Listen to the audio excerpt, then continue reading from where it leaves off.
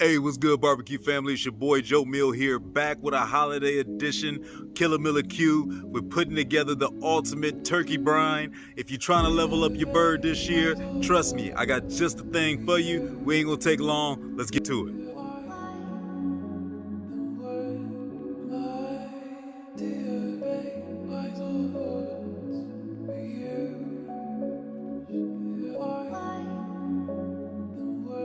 Ooh, if you couldn't tell it's the holiday season, just take a peek at what we got over here.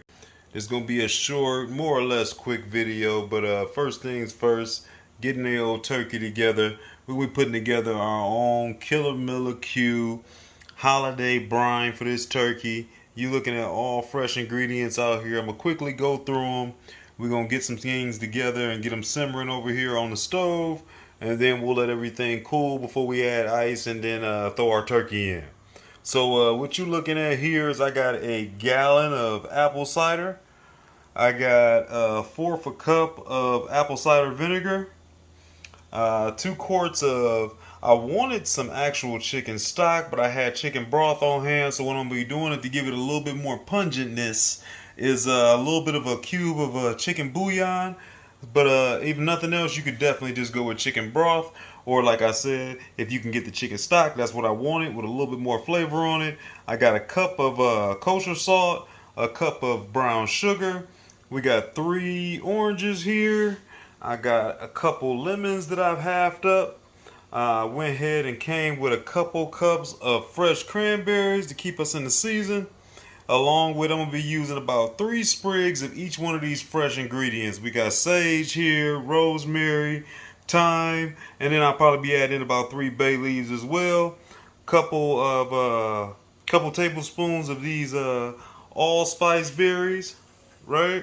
I got about 5 or 6 garlic cloves that I pretty much just peeled and crushed and kind of let them get loose a little bit. You got another 2 tablespoons of some black peppercorns, 2 tablespoons of cloves, and 2 cinnamon sticks. These are our contestants for today. Let's get over here and get to these wet ingredients, and we're going to get started with the simmer game. Over here to the old stock pot, and basically we're just going to start off with all of our liquid ingredients. I'm starting off with this apple cider vinegar, and I think I said that was apple cider vinegar. That was the apple cider. Here's the apple cider vinegar. My chicken broth going in here. This is a full 32-ounce container.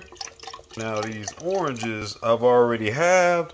I'm just going to go ahead and squeeze the juice more or less out of them, and I'm throwing the whole thing directly right inside. Already smelling nice and beautifully fresh over here. Next, we pretty much just gonna go ahead and add in that salt, the brown sugar, those cloves, black peppercorns, allspice berries, crushed garlic cloves. Here we got the sage, the rosemary, the thyme, along with those 3 bay leaves. We'll get that in there. And then the last thing I'll throw on top will be these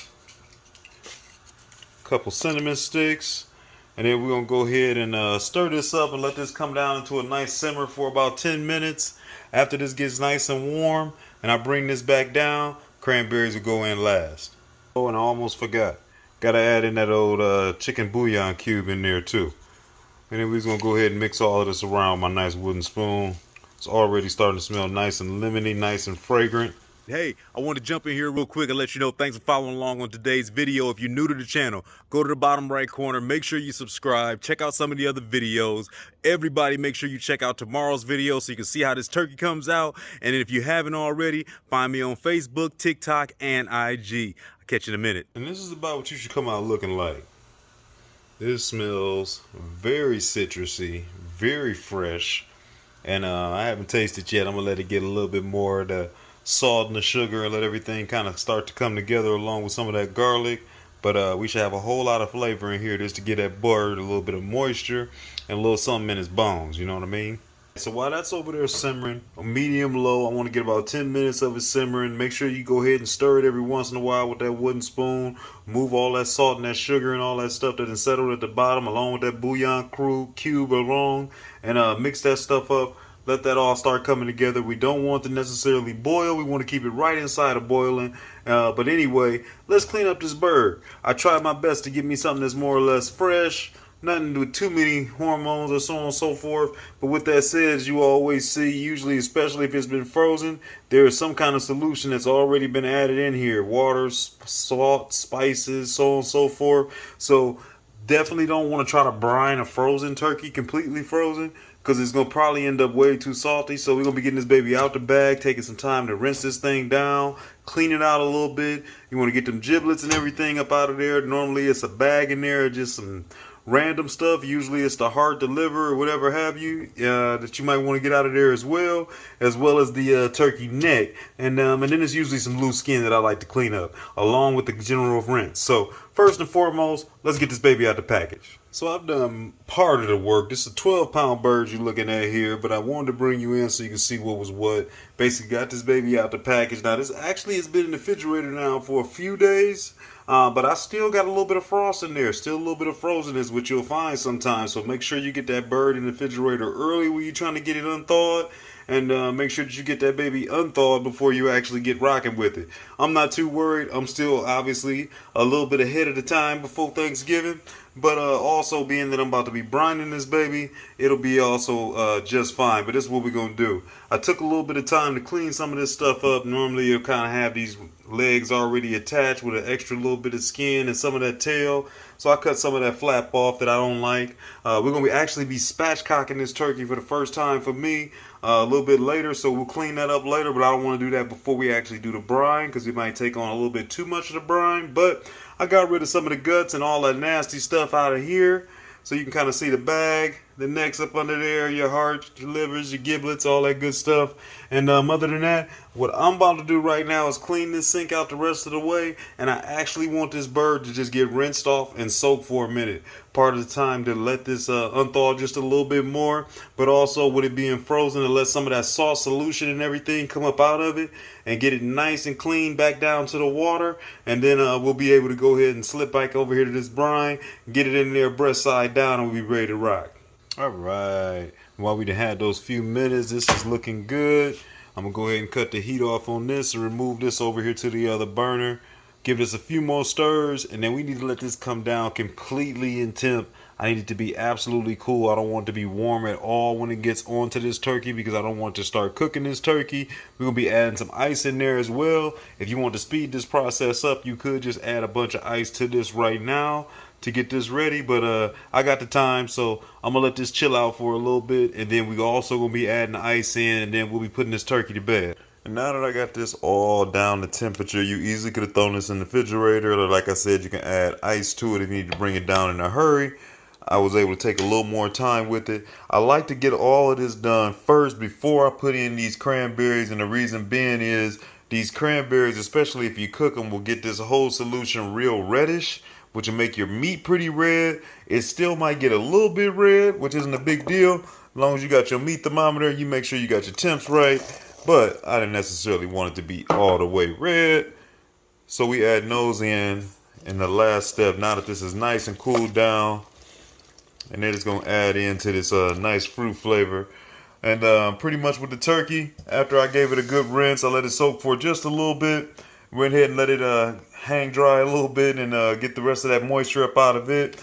Got it in one of my hefty jumbo bags. I believe this is about 2 gallons, along with just sitting here in my individual little bowl. Pretty much what I'm going to go ahead and do is breast side down already. I'm going to be pouring this solution directly into the bag. I'll make sure I add a couple of these aromatics and some of this good stuff into the actual cavity, and then I'll add some ice directly on top of that. This baby's going back in the fridge. I'll let you see what it looks like when it's pre-packaged before we actually get to the magic. But check out the color.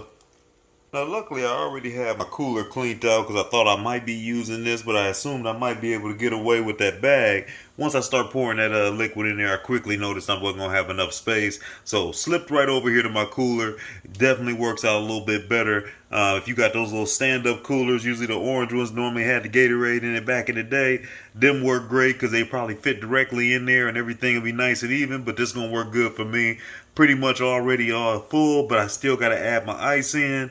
And then if I need to, you can add a little bit of extra broth or whatever just to kind of bring you up to the level. So let me get my ice in there.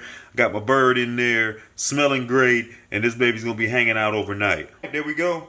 Make sure that you get you a good amount of liquid in there so that way if you can keep it pretty much submerged, it's going to be breast side down. If it starts floating on you, you can throw a plate or something like that in there. Make sure you got plenty of ice. Make sure you get it somewhere nice and cold so this baby do not get over temp. You want it to be like it's still in the refrigerator. And I'll see y'all back in the day. Alright, so we got the next day. Keep in mind that you want to, depending on your cooler situation, maybe you want to add a little bit more ice in here during the day or throughout the way. But this thing needs to be cold, cold, cold. Let me tell you, this smells like fruit punch coming up out of here, man. I've tasted this. It wasn't super sweet, but at the end of the day, super flavorful. So we got that brine ready. Really didn't take too long. You can totally make that thing your own. Whatever your flavor palette likes, you can add into your brine. At the end of the day, only thing you're doing with a brine is trying to impart a little bit of salt, a lot of moisture, and a whole lot of flavor. So that way it can be flavorful all the way through. You can impart a little bit more flavor, but at the end of the day, we still got to season that bird, still got to cook it right. But you can really be creative on what you want to put in it. Some of the things that I did that I enjoyed, I'm happy that I put my cranberries in last, like I told you at the end. My water didn't turn all red, which I've had happen before. Didn't really care for that look too much on that meat. And other than that, making sure that you add in some of the small things, man. Don't forget about the garlic, the bay leaf, some of that stuff. And while you can definitely use regular ingredients, dry ingredients you might already have at the house, take the time and get your fresh ingredients. You really don't got to do much other than throw it all in there with this brine. It's worth the time. You will totally tell the difference in the smell, the array, or the fragrance, the aroma, however you want to look at it. At the end of the day, it definitely makes a big difference when it comes down to your flavor. I'm super happy with this brine. I'm looking forward to what it's going to taste like. It was actually a lot more herby in taste than being sweet. You would think with all that apple cider or apple cider in there and some of the sugar and stuff like that and all the fruit that it might have more of a flavorful, but you tasted definitely all that citrus and definitely you smelt all that citrus, but it actually came in there to taste way more of the chicken brothy type flavor, and with that seasoning and the salt and stuff in there, I think it's gonna be great. I really enjoyed every time I opened up my refrigerator or initially when I went outside and had it all cooling off, or when I opened up that tub, it smelled like nothing but Christmas, man. The allspice berries and everything really shine through. Looking forward to that. Check out tomorrow's video so you can see the turkey and that get cooked. Make sure you be ready for Thanksgiving. I'm gonna help you level up on the way. Shouts out to all the family, my dad out there, my mom, everybody else, and best believe my boys over there in Black Smoke Barbecue and all of you in TV land. I appreciate y'all, and I'll see you in less than 24. Peace.